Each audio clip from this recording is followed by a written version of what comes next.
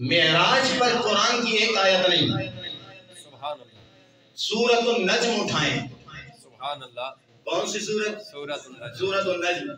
سورۃ النجم کی 18 آیتیں ہیں جو حضور کے معراج کو بیان کر رہی ہیں. سبحان اللہ. کتنی آیتیں؟ پھر بولو کتنی آیتیں؟ اب آئیے جی 19ویں آیت. یہ سورۃ الزخرف ہے. اس کے اندر بھی حضور کا معراج کا ذکر ہو رہا ہے. وہ کیسے؟ اب اللہ فرماتا ہے وَاسْأَلْ مَنْ أَرْسَلْنَا مِنْ قَبْلِكَ مِنْ رُسُلِنَا.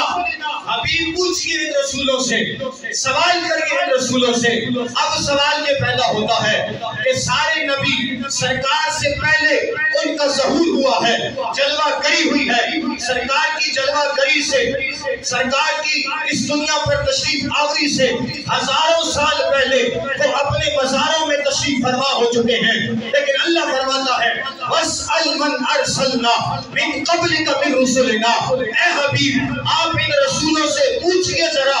اب سوال یہ پیدا ہوتا ہے جو رسول سرکار سے پہلے اس دنیا سے چلے گئے، سرکار ان سے کیا پوچھیں؟ حضرت عبداللہ ابن عباس حبر الامہ آپ فرماتے ہیں لوگوں جہاں ایسا نہیں کہ کوئی یہاں اعتراض کر دے کہ نبی سارے پہلے گزر چکے، حضور کس موقع پر سوال کر رہے ہیں؟ فرمایا یہاں پر بھی حضور کی معراج کا بیان ہے. اللہ نے سارے نبیوں کو مسجد اقصی میں اکٹھا کر دیا اور فرمایا وَاسْأَلْ مَنْ أَرْسَلْنَا.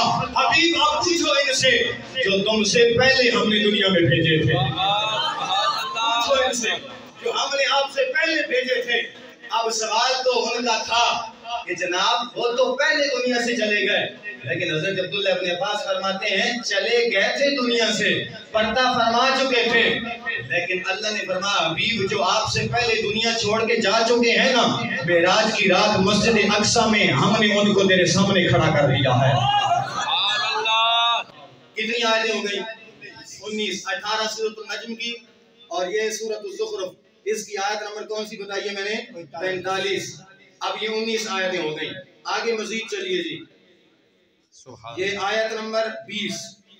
20ویں جگہ پر سرکار کی معراج کا بیان قرآن میں اللہ فرماتا ہے وَلَقَدْ آتَيْنَا مُوسَى الْكِتَابَ فَلَا تَكُنْ فِي مِرْيَةٍ مِّن لِقَائِهِ. اب یہاں پر بھی قابل توجہ بات ہے. اللہ فرماتا ہے وَلَقَدْ آتَيْنَا مُوسَى الْكِتَابَ. ہم نے موسیٰ کو کتاب دی ہے، ہم نے موسیٰ کو کتاب عطا فرمائی اور فرمایا فَلَا تَكُنْ فِي مِرْيَةٍ مِّن لِقَائِهِ. فرمایا تم اس کے ملنے میں شک نہ کرنا، اس کے ساتھ ملنے میں شک نہ کرنا. اب یہ بات کسی خشک مزاج بندے کو سمجھ نہیں آئے گی، معراج کے منکر کو سمجھ نہیں آئے گی کہ اس آیت میں شان کس کی بیان ہو رہی ہے. ابتدا میں ذکر موسیٰ کا ہو رہا ہے لیکن آگے چل کے شان موسیٰ کے امام کی بیان ہو رہی ہے. فَلَا تَكُنْ فِي مِرْيَةٍ مِّن لِقَائِهِ. فرمایا اس کے ساتھ ملاقات میں شک نہ کرنا. یہ مخاطب کیا جا رہا ہے تیرے میرے لجپال آقا کو جب معراج کی رات مسجد اقصی میں سرکار نے جناب موسیٰ سے سلام کیا تھا. اللہ نے فرمایا فَلَا تَكُنْ فِي مِرْيَةٍ مِّن لِقَائِهِ. حبیب یہ جو موسیٰ سے تیری ملاقات ہو رہی ہے، تیرا سلام ہو رہا ہے، اس ملاقات میں شک نہ کرنا، تیری ملاقات موسیٰ سے ہی ہو رہی ہے. حبیب اگرچہ موسیٰ 4000 سال پہلے اس دنیا کو چھوڑ کے جا چکے ہیں، پردہ فرما چکے ہیں، لیکن سن آج جو تیری ملاقات ہوئی ہے یہ مسجد اقصی ہے جس جگہ پہ تیری ملاقات ہم کروا رہے ہیں. شک نہ کرنا تیری ملاقات خالق کائنات کروا رہا ہے. فَلَا تَكُنْ فِي مِرْيَةٍ مِّن لِقَائِهِ. حبیب موسیٰ سے جو تیرا کلام ہو رہا ہے، جو تیرا سلام ہو رہا ہے، اس میں شک نہ کرنا. تو اس میں سرکار کی معراج بیان ہو رہی ہے کہ نہیں؟ ہو رہی ہے کہ نہیں؟ کتنی آیتیں ہوئی؟ ہندی تھوڑی تھوڑی کرو میرا. کتنی ہو گئیں؟ 20 آیتیں ہو گئیں. چلے جی آگے 21ویں آیت. اللہ فرماتا ہے یہ سورہ بنی اسرائیل ہے وَمَا جَعَلْنَا الرُّؤْيَا الَّتِي أَرَيْنَاكَ إِلَّا فِتْنَةً لِلنَّاسِ. اب یہ بات بھی قابل توجہ ہے. اللہ نے یہاں پر بھی اپنے حبیب کی معراج کو بیان فرمایا. اللہ فرماتا ہے حبیب ہم نے تیری معراج کو امتحان بنا دیا، ہم نے تیری معراج کو امتحان بنا دیا. کیسے؟ فرمایا جو تیری معراج کے بیان کو سن کے جو تیری شان سمجھ جائیں وہ تو کامیاب ہو جائیں گے، اور جو تیرے معراج کا ذکر سن کے ان کے ماتھے پہ کروٹیں اور جھلوٹیں آ جائیں وہ دوزخ کا ایندھن بن جائیں گے.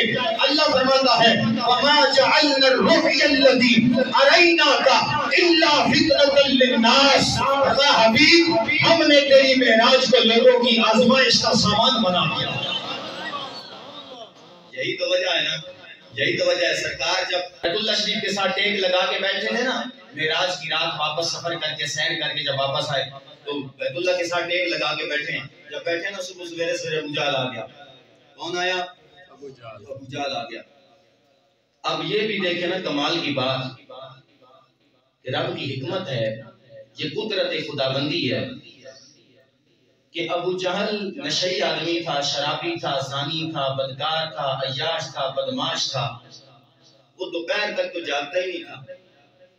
لیکن اس دن دیکھیں کہ سرکار معراج کی رات جب واپس آئے نا، جنتوں کی سیر کر کے دیدار الہی سے مشرف ہو کے، تو آپ بیت اللہ کے ساتھ ایک لگا کے بیٹھے ہوئے تھے. سویرے سویرے صبح ابو جہل بھی وہاں آ گیا. چونکہ سرکار رب کا قرآن بیان کرتے تھے، احکامات خداوندی بیان کرتے تھے، تو یہ کفار مکہ مشرکین مکہ جا کے نا تنزیہ کہتے ہیں، ہاں جی آج بھی کوئی نئی رپورٹ ہے، آج بھی کوئی نئی خبر ہے. اب کیا ہوا؟ ابو جہل نے جب دیکھا نا تو سرکار بیت اللہ کے ساتھ ٹیک لگا کے بیٹھے ہیں تو آ کر دور سے ہاتھ ہلا کے کہنے لگا ہاں بھائی آج بھی کوئی نئی رپورٹ ہے، آج بھی کوئی نئی خبر ہے. تو سرکار نے مسکرا کے فرمایا آج قریب آ، آج ہی تو سب سے بڑی خبر ہے. آج قریب آ، آج ہی تو سب سے بڑی خبر ہے. جب قریب آیا نا سرکار نے فرمایا مسجد حرام سے میں مسجد اقصیٰ گیا ہوں راتوں رات. مسجد حرام سے مسجد اقصیٰ گیا ہوں راتوں رات. ابو جہل کہنے لگا یہ تو غضب ہو گیا، 3 مہینے کی مسافت ہے اور آپ رات کو گئے اور واپس بھی آ گئے، یہ تو غضب ہو گیا. سرکار نے فرمایا صبر تو کر، اگلی بات بھی تو سن. کہنے لگا وہ کیا؟ سرکار نے فرمایا یہ آسمان دیکھا ہے؟ جی دیکھا ہے. فرمایا یہ تو ایک ہے، میں 7 آسمانوں کی سیر بھی کر کے آیا ہوں. کہنے لگا یہ بھی غضب ہو گیا، یہ کیسی بات ہے؟ نان پاسیبل، یہ پاسیبل نہیں ہے. سرکار نے فرمایا صبر تو کر، اگلی بات بھی تو سن. فرمایا سن، میں نے جنت کی سیر بھی کی ہے، میں نے دوزخ کا مشاہدہ بھی فرمایا ہے، جہاں تک کہ میں لامکانوں تک گیا، دیدار الہی بھی کیا ہے. نے کہا جی غضب ہو گیا. دوڑ لگا دی. مکے کی کفار سرداران ان کے دروازوں پہ دستک دے رہا، ہاں جی ٹھک ٹھک ٹھک دروازہ کھولو، غضب ہو گیا تم سوئے ہوئے ہو. اور جناب جس نے نبوت کا اعلان کیا ہوا ہے محمد، اس نے جناب آج پتہ ہے کیا نیا اعلان کیا؟ کیا وہ کہتا ہے میں راتوں رات مسجد حرام سے مسجد اقصیٰ گیا، وہاں سے 7 آسمانوں پہ گیا، جنت کی سیر کی، رب کا دیدار کیا، رب سے ملاقات ہوئی. انہوں نے کہا یہ کیا ہو گیا؟ ایک بڑا سمجھدار تھا، انٹرنیشنل کمینہ، اس نے کہا چلو ایسا کرتے ہیں، ابھی تک یاری ابو بکر کی بڑی پکی ہے محمد سے، جا کے ابو بکر سے سوال کرتے ہیں. ابو بکر نے یہ بات تو ماننی کوئی نہیں، جب مانے گا نہیں تو ایک بندہ تو ٹوٹے گا نا، ایک بندہ تو ٹوٹے گا نا. اب سارے انٹرنیشنل کمینے اکٹھے ہوئی ہے ابو جہل کی سرپرستی میں. صبح جناب صدیق اکبر کے دروازے پہ دستک. اب سوال پیدا ہو سکتا ہے کہ صدیق اکبر گھر کیا کر رہے تھے؟ فجر کا ٹائم تھا، نماز کے لیے کیوں نہیں گئے؟ اس کا جواب یہ ہے کہ نماز ہی تو ابھی اسی رات کو فرض ہوئی تھی. بات سمجھ آ رہی ہے؟ اعتراض سے پہلے میں جواب دے رہا ہوں کہ کسی کے ذہن کے اندر یہ سوال نہ پیدا ہو جائے. اب کیا ہوا؟ جناب صدیق اکبر نے دروازہ کھولا، باہر دیکھا تو سارے جاہل اکٹھے. فرمایا اور تمہیں کس چیز نے میرے دروازے پہ آنے پہ مجبور کیا؟ کہا ہم نے ایک مسئلہ پوچھنا ہے. فرمایا وہ کون سا ہے؟ کہنے لگے ابو بکر بتا تو صحیح کہ کیا کوئی راتوں رات بندہ مسجد حرام سے مسجد اقصیٰ جا سکتا ہے؟ صدیق اکبر پر فرمایا یہ تو بتاؤ کہتا کون ہے؟ یہ تو بتاؤ کہتا کون ہے؟ انہوں نے کہا یہ بعد میں بتائیں گے. فرمایا نہیں پہلے بتاؤ. اب وہ بتانے پر مجبور ہو گئے. کہنے لگے اور کوئی نہیں کہتا، تیرے بچپن کا یار، نبوت کا دعوے دار محمد رسول اللہ جس کو تم نے نبی مان رکھا ہے، اس کا دعویٰ ہے.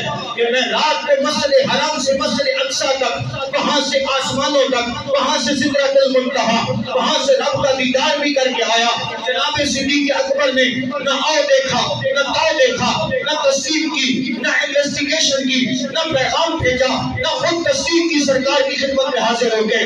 آپ نے غضب میں آ کے فرمایا، اے ابو جہل، اگر تو کہتا تو جھوٹ تھا، محمد رسول اللہ کہتے ہیں تو سچ ہے۔ 21 آیتیں ہو گئیں، 22ویں آیت بھی سماعت فرما لیں جو میں نے موضوع بنایا ہے۔ اللہ فرماتا ہے سبحان الذی اسری بعبدہ لیلا من المسجد الحرام الی المسجد الاقصی۔ پاک ہے وہ ذات جس نے راتوں کو سیر کروائی اپنے بندے خاص کو مسجد حرام سے لے کر مسجد اقصی تک۔ بارکنا حولہ، اب یہاں پر بھی ایک لطف والی بات سماعت فرما لیں۔ اللہ فرماتا ہے بارکنا حولہ، ہم نے اپنے حبیب کو مسجد حرام سے مسجد اقصی تک سیر کروائی۔ مسجد اقصی وہاں ہے جہاں اس کے ارد گرد باہر برکت ہے۔ سوال یہ پیدا ہوتا ہے کہ جناب برکت مسجد کے اندر ہوتی ہے یا مسجد کے باہر ہوتی ہے؟ لیکن اللہ فرماتا ہے بارکنا حولہ، ہم نے اس جگہ کے باہر برکت رکھی ہے۔ رب کا قرآن ہے، اس جگہ کے باہر برکت ہے۔ سوال یہ ہوتا ہے کہ برکت مسجد کے اندر ہوتی ہے، اللہ اس مسجد کے باہر برکت کا ذکر کر رہا ہے، وجہ کیا ہے؟ فرمایا باہر برکت اس لیے رکھی ہے کہ مسجد اقصی کے باہر اللہ کے پیغمبروں کی قبریں موجود ہیں۔ اب دیکھو وہ جو لوگ کہتے ہیں مدینے سے تمہیں کیا ملتا ہے، وہاں کیسے برکت آ گئی؟ میں نے کہا رب کا قرآن بتا رہا ہے کہ جس جگہ پر نبیوں کے مزار ہوتے ہیں وہاں برکت ہی برکت ہوتی ہے۔ اب دیکھو کہ جب باقی نبی جہاں پر تشریف فرما ہوں، ان کے مزارات موجود ہوں، اگر وہاں سے برکت ملتی ہے اور وہاں برکت اترتی ہے تو جہاں مدینے میں نبیوں کا امام جلوہ گر ہے وہاں سے برکت کیسے نہیں مل سکتی؟ کتنی آیتیں ہو گئی؟ پھر بولو کتنی ہو گئی؟ 22 آیتیں ہو گئی۔ اب آ جائیں، یہ ان لوگوں کے لیے تھا جو کہتے ہیں معراج مانتے تو ہیں مگر مناتے نہیں، کیوں بس کچھ تھوڑا بہت قرآن مجید کے اندر سے ملتا ہے۔ میں نے کہا سرسری مطالعے سے ہم نے 22 آیتیں قرآن سے دکھائیں جن میں سے رب اپنے حبیب کی معراج کو واضح فرما رہا ہے۔ کوئی کہے کہ حضور آسمانوں پار کیسے چلے گئے، سدرہ پہ کیسے چلے گئے؟ تو اللہ خود فرماتا ہے وَلَقَدْ رَآهُ نَزْلَةً أُخْرَى، فرمایا حبیب نے یہ جلوہ 2 بار دیکھا، یہ جلوہ 2 بار دیکھا۔ عند سدرۃ المنتہا، سدرۃ المنتہا کے پاس، عندہا جنت المأویٰ، جو جنت المأویٰ کے سامنے ہے۔ لوگ کہتے ہو آسمانوں پہ کیسے گئے؟ اللہ فرماتا ہے وَلَقَدْ رَآهُ نَزْلَةً أُخْرَى عِنْدَ سِدْرَةِ الْمُنتَهَا عِنْدَهَا جَنَّةُ الْمَأْوَىٰ، حبیب نے جلوہ 2 بار دیکھا ہے، سدرۃ المنتہا پہ دیکھا ہے، اور یہ سدرۃ المنتہا جنت المأویٰ کے سامنے ہے۔ اور پھر جلوہ کیسا دیکھا؟ اللہ فرماتا ہے ثُمَّ دَنَا فَتَدَلَّىٰ، ثُمَّ دَنَا فَتَدَلَّىٰ۔ اللہ اکبر، یار ان لفظوں پہ غور کرو، یقین کریں لطف آ جاتا ہے۔ اللہ فرماتا ہے ثم دنا فتدلی، اللہ اپنے بارے میں فرماتا ہے اللہ اپنی شان کے مطابق قریب ہوا، اللہ اپنی شان کے مطابق قریب ہوا، نزدیک ہوا۔ فتدلی، اللہ فرماتا ہے وہ جلوہ قریب ہوا، نزدیک ہوا، پھر خوب نزدیک ہوا۔ کتنا نزدیک ہوا؟ اللہ فرماتا ہے فکان قاب قوسین او ادنا، فرمایا وہ جلوہ اس کے محبوب کے اتنا قریب ہوا کہ صرف 2 ہاتھوں کا فاصلہ باقی رہ گیا۔ کتنے ہاتھوں کا؟ 2 ہاتھ کا فاصلہ باقی رہا۔ او ادنا، فرمایا اس سے بھی کم فاصلہ باقی رہا، اس سے بھی کم فاصلہ باقی رہا۔ اب آگے چل اللہ کیا فرماتا ہے؟ اللہ فرماتا ہے فَأَوْحَى إِلَىٰ عَبْدِهِ مَا أَوْحَىٰ، فَأَوْحَىٰ إِلَىٰ عَبْدِهِ مَا أَوْحَىٰ، فرمایا پھر ہم نے اپنے بندے کو وحی فرمائی جو فرمانی تھی، خاص باتیں اپنے حبیب سے کی جو کرنی تھی۔ اب بیچ میں حضرت جبرائیل امین واسطہ نہیں ہے، بلکہ رب خود اپنے بندے خاص سے کلام فرما رہا ہے۔